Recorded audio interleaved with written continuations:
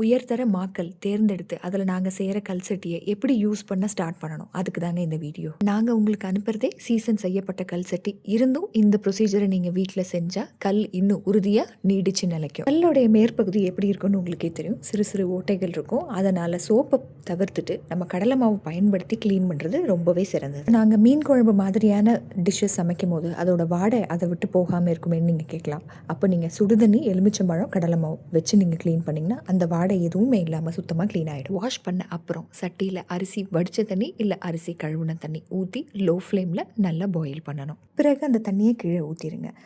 இப்போது சட்டியில் கொஞ்சம் மஞ்சத்தூள், சமையல் எண்ணெய் 2 ஸ்பூன், ஒரு சின்ன துண்டு புளி எடுத்து அந்த எண்ணெயும் மஞ்சளும் எல்லா பக்கமும் படுற மாதிரி நல்லா அப்ளை பண்ணிட்டு ஓவர் நைட் விட்டுருங்க.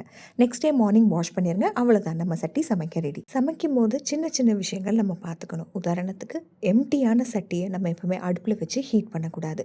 கிராக் விழுறதுக்கு வாய்ப்புகள் அதிகம். பொரியலோ குழம்போ தாளிக்கிறீங்க அப்படின்னா முதல்ல எண்ணெய் ஊற்றின அப்புறமா சட்டியை அடுப்பில் வைக்கிறது நல்லது.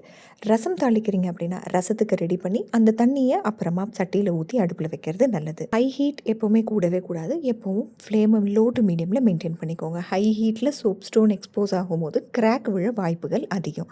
இந்த மாதிரி சின்ன சின்ன விஷயங்களை ஃபாலோ பண்ணி நம்ம கல்சட்டியில் உணவு சமைச்சா அந்த கல்சட்டி நீண்ட நாளுக்கு நல்லபடியாக பராமரித்து வரும். நம்ம எத்தனிக் பாட்ஸ் அண்ட் பேன்ஸ் வெப்சைட்டில் நிறைய மாடல்ஸ் ஆஃப் கல்சட்டி நிறைய கெப்பாசிட்டிஸில் அவைலபிளாக இருக்குது.